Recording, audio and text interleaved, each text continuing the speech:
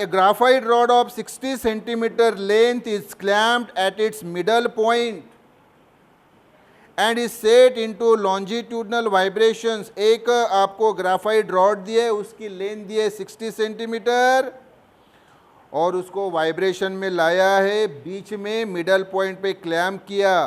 The density of the graphite is 2.7 10⁻³ kg पर meter cube. Density दी है उसकी. And its Young's modulus is 9.27 10⁻10 pascal. Pascal यानी newton पर मीटर स्क्वायर. तो हमें बोला है what will be the fundamental frequency of the longitudinal vibrations. उस ग्राफाइट रॉड में जो वाइब्रेशंस तैयार होंगे उसकी फंडामेंटल फ्रीक्वेंसी. ये आधे लूप और इधर ये आधे लूप, एंटी नोड, यहाँ पे एंटी नोड. तो यहाँ पे दो आधी लूप तैयार हुई. ये वाली एक सिंपल हार्मोनिक प्रोग्रेसिव वेव और ये वाली दूसरी सिंपल हार्मोनिक प्रोग्रेसिव वेव. यहाँ उनका क्रॉसिंग हुआ इसलिए नोड और दो एंड पे दो एंटी नोड. दो आधी आधी लूप तैयार हुई, मतलब एक पूरी लूप तैयार हुई. और एक पूरी लूप की लेंथ आपको मालूम है, अगर ये रॉड की लेंथ यल तो पूरी एक लूप की लेंथ कितनी होती है रे बाबू? λ/2. तो 2 इधर लीजिए तो 2l equal to lambda, left equal to right, therefore right equal to left.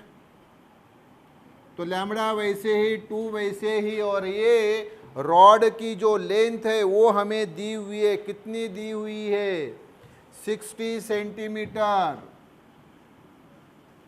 तो लैम्बडा इक्वल टू 60 इंटू 2 यानी 120 सेंटीमीटर यानी लैम्बडा इक्वल टू 1.2 मीटर. ये लैम्बडा मिल गया. लेकिन सर लैम्बडा ये तो इसकी फंडामेंटल वेवलेंथ हो गई और हमें वेवलेंथ नहीं बोली है, फंडामेंटल वेवलेंथ नहीं, हमें बोला है फंडामेंटल फ्रीक्वेंसी. क्या बोली है? Fundamental frequency. तो फिर वी हैव, हमारे पास फार्मूला है. क्या है? v equal to n lambda, जहाँ v यानी ये जो वेव है सिंपल हार्मोनिक प्रोग्रेसिव वेव, चाहे ये इंसिडेंट हो या रिफ्लेक्टेड हो, इसकी ये वेलोसिटी v, यानी वो फ्रीक्वेंसी फंडामेंटल फ्रीक्वेंसी, और लैम्बडा यानी ये वेवलेंथ उसकी फंडामेंटल वेवलेंथ. तो सर लैम्बडा हमारे पास है और हमें n चाहिए. हाँ तो n वैसे ही, ये v वैसे ही, लैम्बडा इधर लाया, left equal to right, therefore right equal to left. So n equal to v/लैम्बडा. यस. तो अभी आप बोलेंगे सर लैम्बडा की वैल्यू तो हमारे पास है, सिर्फ हमें v की वैल्यू मिलानी है. यस. तो ये साइड वर्क बेटा, ये साइड वर्क. v यानी ये वेलोसिटी. वेलोसिटी हमें फाइंड करनी है. तो कैसे फाइंड करेंगे? तो वेलोसिटी का जो फार्मूला है हमारे पास, मैंने एक फार्मूला ऑलरेडी आपको बताया कि v इक्वल टू, अगर ये स्ट्रिंग होती तो v इक्वल टू √T/m आता है, जहाँ T यानी उस स्ट्रिंग के ऊपर लगाया गया टेंशन और स्मॉल m यानी उस स्ट्रिंग की मास पर यूनिट लेंथ. लेकिन सर ये फार्मूला तो हम यहाँ यूज़ नहीं कर सकते क्योंकि ना तो हमें T दिया है ना ही m दिया है. बिल्कुल सही. तो हमें उन्होंने दिया है यंग्स मॉडुलस और डेंसिटी इस रॉड की. हाँ तो v का दूसरा फार्मूला ख्याल में रखो कि v इक्वल टू होता है √y/ρ. y यानी उस मटेरियल का यंग्स मॉडुलस जो कि दिया है, और रो यानी ये आड़ा पी, स्लांटेड पी, स्लांटेड आड़ा पी, ये रो है, रो सिंबल डेंसिटी के लिए. तो ये स्लांटेड पी डेंसिटी उस रॉड की हमें दी हुई है. तो v के हमारे पास दो फॉर्मूले, पहला वाला हमें यूज करना नहीं है. क्यों सर? क्योंकि पहले केस में जो है टेंशन और मास पर यूनिट लेंथ, उसके लिए ये स्ट्रिंग होना पड़ता है. लेकिन सर ये तो स्ट्रिंग नहीं है, ये तो सर रॉड है, हाँ, तो इसीलिए वो टेंशन और मास पर यूनिट लेंथ दिया नहीं है। तो दिया क्या है सर, हमें यंग्स मॉडुलस इस रॉड की और डेंसिटी इस रॉड की दी है, तो उसके लिए भी हमारे पास V का ये फॉर्मूला है, V equal to root Y by rho. तो y और रो की वैल्यू यहाँ रखेंगे, उससे हम v की वैल्यू मिलाएंगे, ये v की वैल्यू यहाँ रखेंगे और लैम्बडा हम पहले ही फाइंड कर चुके हैं। तो अगली स्टेप में यहाँ वैल्यू पुट करके अगली स्टेप में हमें हमारा आंसर मिल जाएगा। तो एकदम सिंपलेस्ट वे से हम प्रॉब्लम सॉल्व करने जा रहे हैं। मुझे आप बताओ, बरोबर बताओ कि y की वैल्यू उन्होंने क्या दी है। तो आप बोलेंगे sir 9.27 10 to the power 10, 9.27 10 to the power 10, और इस रॉड का यंग्स मॉडुलस, इस रॉड की डेंसिटी क्या दी है, तो सर डेंसिटी दी है 2.7 into 10 to the power 3, 2.7 into 10 to the power 3, yes. अब बस हमें इसको सॉल्व करना है, दैट्स इट। तो हमें आंसर मिल जाएगा। सबसे पहली बात तो 10 टू द पावर 3 को मैं अप ले लूँगा तो ये कितना हो जाएगा, 10 माइनस 3 कितना रहता है रे बाबू, 7, और ये 9.27 अपॉन 2.7। अब 10 टू द पावर 7 को अगर मैं रूट के बाहर निकालना चाहूँ तो बड़ी मुश्किल हो जाएगी, क्योंकि 7 ये ऑड नंबर है। तो इवन नंबर को रूट के बाहर निकालना बड़ा आसान होता है। तो हम क्या करेंगे, सुनो, यहाँ 10 टू द पावर 7 है तो यहाँ एक से कम कर दिया मैंने, 6 कर दिया, और इधर एक जो है उसको बैलेंसिंग करने के लिए इस पॉइंट को एक डिजिट सामने सरका दिया, तो ये 92.7 अपॉन 2.7 वैसे ही। यस सर, अभी 7 को 6 कर दिया, मतलब ये इवन हो गया। और सर इसको 10 टू द पावर 6 को रूट के बाहर निकालना है तो पावर को बस आधा ही करना होता है। तो ये 10 टू द पावर 6 है तो आधा किया तो 10 टू द पावर 3। बाकी प्रश्न रह गया इसका, ये रूट वैसे ही, और ये वैल्यू तो ये तो बड़ा ही आसान है, 92.7 अपॉन 2.7। और आसान करना है तो इस पॉइंट को भी एक डिजिट सामने, इस पॉइंट को एक डिजिट सामने, मतलब ये हो गया 927 और ये हो गया 27। So this divided by this. तो इसकी अगर हम वैल्यू फाइंड करें तो ये वैल्यू आती है 34.33। कितनी आती है, 34.33। आप चाहो तो देख भी सकते हैं, 27 3 करो तो क्या आएगा, हाँ 7 3 21, 1 3 2 6 और 1 7, यस, 2 में से 1 गया 1, 9 से 7 गए 2, सामने ये कितना 7।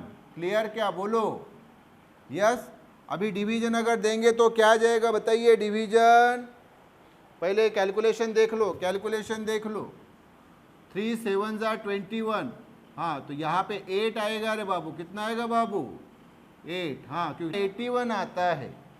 तो यहाँ बचा 1, यहाँ बचा 1 और ये 7। अब अगर डिवीजन देना चाहे तो 4 का डिवीजन जाएगा, 4 7 28, 8 लिया 2 कैरी, 4 2 8 और 2 10, 7 से 8 नहीं जाते, 1 कैरी, 17 से 8 गया 9, 1 से 1 गया 0, 1 से 1 गया 0, ये सामने 0 लिया इसलिए पॉइंट, फिर से 27 3 81, फिर से 9 बचे, फिर से 0 लिया, 27 3 81।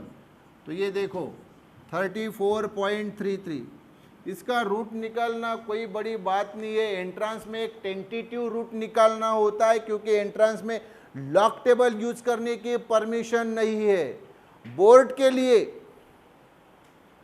के लिए आपको लॉक टेबल यूज करने की परमिशन है, एंट्रांस में नहीं है। तो फिर सर आंसर कैसे फाइंड करें, टेंटेटिव।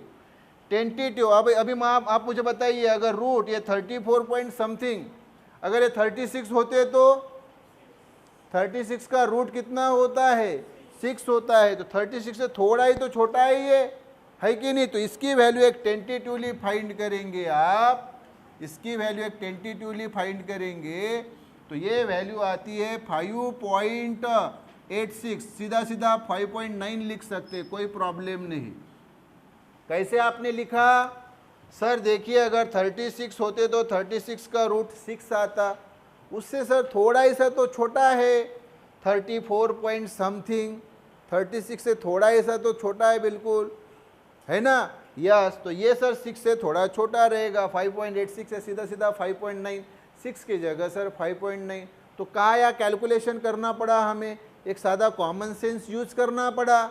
यस सर, तो ये हमें वैल्यू मिल गई v की मीटर पर सेकंड में। यस, तो देयरफॉर अब ये n हमें चाहिए, v इतना है 5.86 इंटू 10⁻³ और लैम्बडा ये है रे बाबू, कितना है 1.2। तो ये 10⁻³ तो वैसे ही रहेंगे और 5.86 अपॉन 1.2 फिर से सादा ही तो डिवीजन है, 5.86 अपॉन 1.2 तो सिंपल डिवीजन है। इसको भी फिर से लगे तो पॉइंट को एक डिजिट सामने, इसको भी एक डिजिट सामने, ये 12 हो गया और ये 58.6 हो गया। 58.6 बोलो या सीधा सीधा 59 बोलो ना, अभी बोला ये 5.86 को सीधा 5.9 बोल लीजिए। यस सर, तो साधा सर ये 5.86 यानी 5.9 सर सीधा सीधा, तो 5.9 अपॉन 1.2 यानी 59 अपॉन 12, तो एकदम ही सादा है ना बाबा।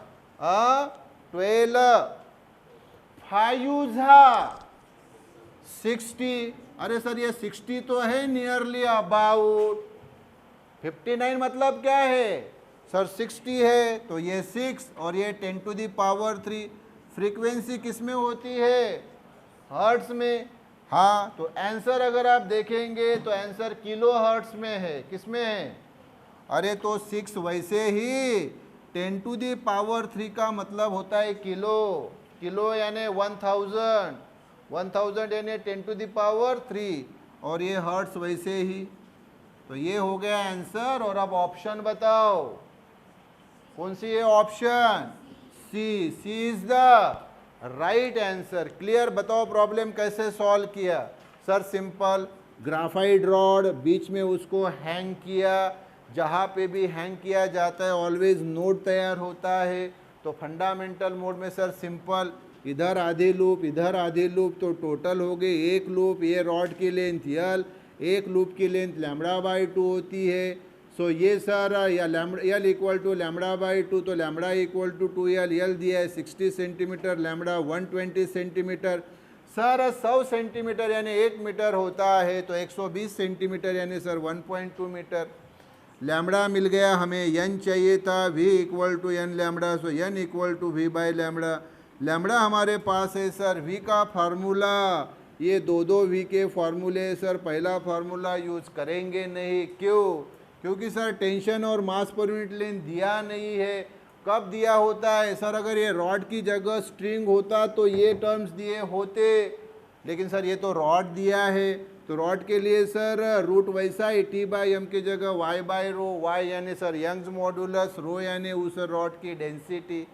सर ये दी है, वैल्यू हमने रखी और वो v की वैल्यू सर 5.9 10⁻³ आई। यस, ये सर यहाँ v रख दिया, लैम्बडा ऑलरेडी है और ये सर साधा डिवीजन, ये हमें साधा डिवीजन, तो ये 12 5 रे, क्या रे बाबू रे, ये 5 ना, कितना, तो मैंने 6 लिया था, तो चुप क्यों बैठे थे, 12 5 60 ना।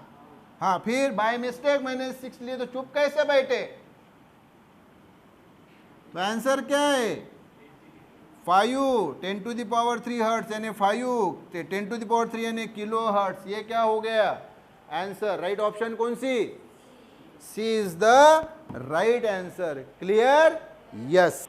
2 सोर्सेस ऑफ साउंड, साउंड के 2 sources placed close to each other, एक दूसरे के पास रखे, are emitting progressive waves, progressive waves यानी ही simple harmonic progressive waves. simple harmonic progressive waves. Given by y1 equal to 4 sin 600 pi t and y2 equal to 5 sin 608 pi t, दोनों wave के equations दिए हैं. An observer located near these two sources of sound will hear. एक observer है, मान लो तुम खुद वो दो सोर्सेस के पास खड़े हो, तो आपको क्या सुनाई देगी? बीट्स सुनाई देगी. क्या सुनाई देगी? बीट्स सुनाई देगी, क्योंकि दो साउंड आ रहे हैं. क्या आ रहे हैं? एक सोर्स ये और दूसरा सोर्स ये. सर दो सोर्स कैसे? मान लो एक घंटा है, वो टन टन टन टन टन टन टन टन, दूसरा भी घंटा है, टन टन टन टन टन टन टन टन. तो आप जो सुनोगे तो कौन सी वेव सुनेंगे? बीट वेव सुनेंगे, क्योंकि इनके फ्रीक्वेंसी के बीच में डिफरेंस बहुत कम है. सर आपको कैसे पता चला कि इनके बीच के फ्रीक्वेंसी में डिफरेंस कम है? वो अभी आपको भी पता चलेगा जब मैं इक्वेशंस लिखूंगा. और जब फ्रीक्वेंसी में डिफरेंस बहुत कम होता है तो सुनने वाली वेव, जो वेव सुनाई देती है, वो बीट की वेव ही होती है. कौन सी वेव होती है?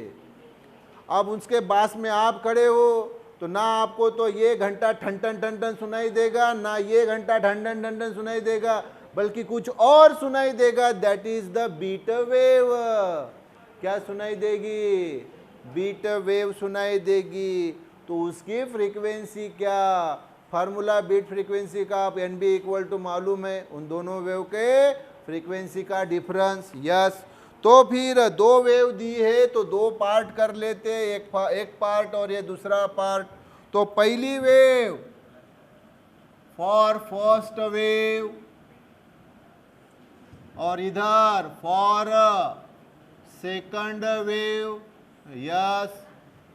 तो बताओ पहली वेव का इक्वेशन क्या दिया है? तो आप बोलेंगे सर वो दिया है y1 इक्वल टू, क्या दिया है? 4 साइन, बोलो जल्दी, 600 पाई टी. यस सर, ये इक्वेशन 1. ठीक है, ओके. हाँ, और इधर दूसरी का क्या दिया है? तो y2 equal to 5 sine 608 pi t. Clear क्या? हाँ, ये इक्वेशन 2 मान लो, ये 1 और ये 2. अब ये जो इक्वेशन है ये किसका इक्वेशन है? सर ये सिंपल हार्मोनिक प्रोग्रेसिव वेव का इक्वेशन है. SHPW, simple harmonic progressive wave, जो सामने ही सामने बहते जाती है. सादे इसमें इसको प्रोग्रेसिव वेव बोलते हैं, अदरवाइज पूरा उसका नाम है सिंपल हार्मोनिक प्रोग्रेसिव वेव. तो यहाँ हम लिखेंगे बट वी हैव, लेकिन हमारे पास है क्या है equation? y equal to a sine omega t. y यानी वो इक्वेशन का जो वेव दी है उसका डिस्प्लेसमेंट, a यानी उसकी एम्पलीट्यूड, और ओमेगा यानी उसकी एंगुलर वेलोसिटी. क्लियर क्या? ये जैसे वेव. हाँ, आपको बताओ ये साउंड वेव्स है. क्या है? साउंड वेव्स बहते हुए कैसी बहती है? कॉम्प्रेशन और रेयरफैक्शन में ऐसी बहती है. कॉम्प्रेशन, ये पार्ट क्या रहता है? कॉम्प्रेशन, और ये रेयरफैक्शन. ये फिर से कॉम्प्रेशन और फिर रेयरफैक्शन, ऐसे बहती है. लेकिन जब ड्रॉ करते हैं तो इस प्रकार से समझने के लिए कठिनाई होती है, तो वेव ऐसी ही ड्रॉ करते हैं, ये ऐसे क्रेस्ट ड्रॉप के रूप में. तो ये क्या रहती है? एम्पलीट्यूड, चाहे अपर पार्ट हो क्रेस्ट का या ये लोअर पार्ट हो ड्रॉप का. क्लियर क्या? तो ये एम्पलीट्यूड. Yes sir.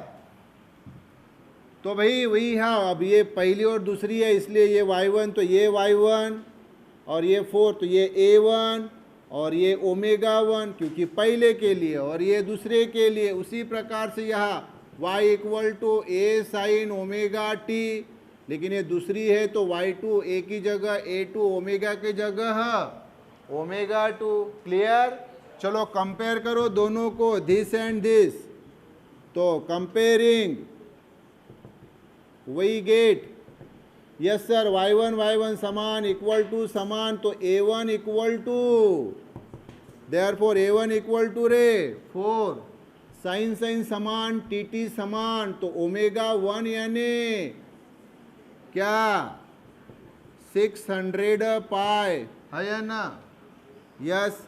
इधर बताओ सर y2 समान इक्वल टू समान, ये a2, तो यहाँ सर 5, तो therefore a2 equal to 5, sine sine समान, टी समान, तो ये ओमेगा 2 सर, यानी ओमेगा 2 यानी 608 पाई। लेकिन सर ओमेगा हमें मालूम है सर, ओमेगा यानी 2 पाई एन होता है, जा एन यानी फ्रीक्वेंसी सर। हाँ, तो ओमेगा 1 यानी सर 2 पाई n1, ये वैसे ही सर पाई कैंसल 2 और यहाँ 300 का डिवीजन जाएगा, तो n1 इक्वल टू 300 फ्रीक्वेंसी है, इसलिए सर हर्ट्स। इसी प्रकार से इधर सर ओमेगा 2 यानी 2 पाई n2, क्योंकि सर ओमेगा यानी 2 पाई n, और ये 608 पाई कैंसल, और ये 2 का डिवीजन क्या जाएगा रे 304 हर्ट्स। आपने कैसे समझ लिया था सर कि आप बीट वेव तैयार हो रही है? ये देखो डिफरेंस, ये n2 है 304 हर्ट्ज 304, और n1 है 300 हर्ट्ज। इनका डिफरेंस आता है महज 4 हर्ट्ज। जब डिफरेंस मैंने आपको बताया डिफरेंस 4, 5, 6, 7 की रेंज में रहता है, तो इन दोनों से तैयार होने वाली तीसरी वेव जो है रिजल्टेंट वेव जो होती है वो हमेशा बीट की वेव होती है। लेकिन सर ये तो कैलकुलेशन अभी हमने किए, आपको पहले कैसे पता चला कि वो बीट वेव है करके? वो वैसे भी पता चलती है, वो प्रॉब्लम देखे बरोबर ही समझ जाते हैं कि भाई ओमेगा 1 600 पाई दिया है और ओमेगा 2 608 पाई दिया है।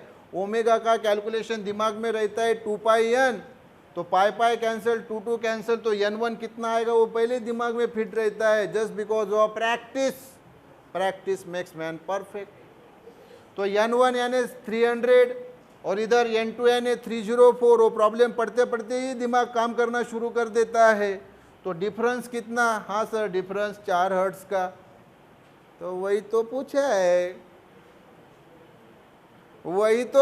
है, डिफरेंस ही तो पूछा है। नहीं ना सर, हमें बीट फ्रीक्वेंसी पूछी है ना सर। भाऊ बीट फ्रीक्वेंसी यानी डिफरेंस है वो, तो therefore n b beat frequency. अब दोनों में जो बड़ा है उसको पहले प्राधान्य देना है, तो सर n2 माइनस n1। अगर n1 बड़ा होता n2 से तो n1 माइनस n2 लिखते। अब n2 बड़ा है n1 से तो n2 माइनस n1। हाँ सर, तो ये 304 और ये सर 300, डिफरेंस महज आ गया 4 हर्ट्ज। तो यही हो गई सर बीट फ्रीक्वेंसी, यही पूछा है बीट फ्रीक्वेंसी। चलो आंसर बताओ मुझे, कौन सी ऑप्शन है? बोलोगे जल्दी? Option D, option D is the right answer.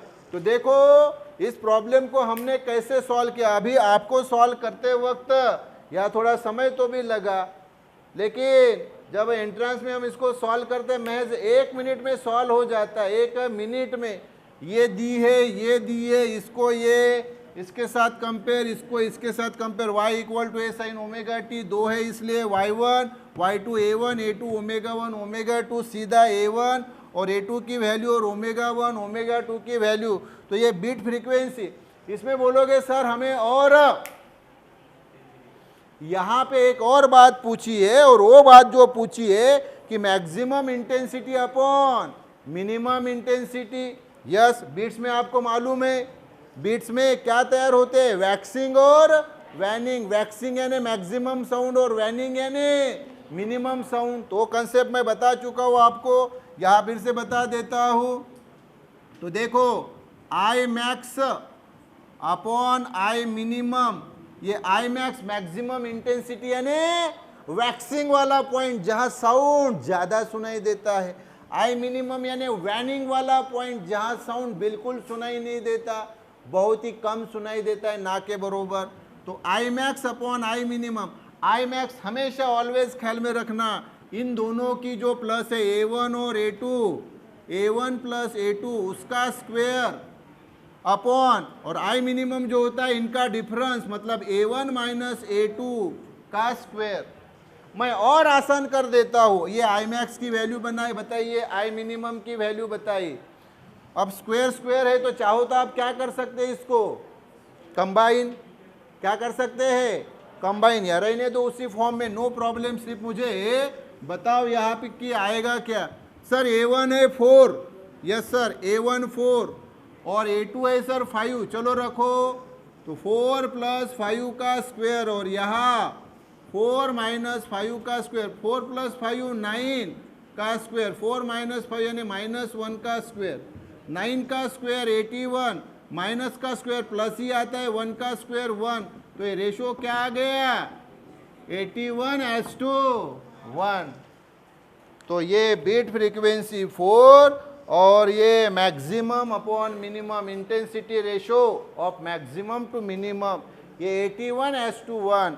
ये कहाँ पे आया रे बाबू रे, ऑप्शन डी में, बरोबर क्या, that's why option is D. एकदम सिंपल लेवल में बताओ, एकदम fastly with in half a minute 30 second में कैसे सॉल्व करोगे प्रॉब्लम को।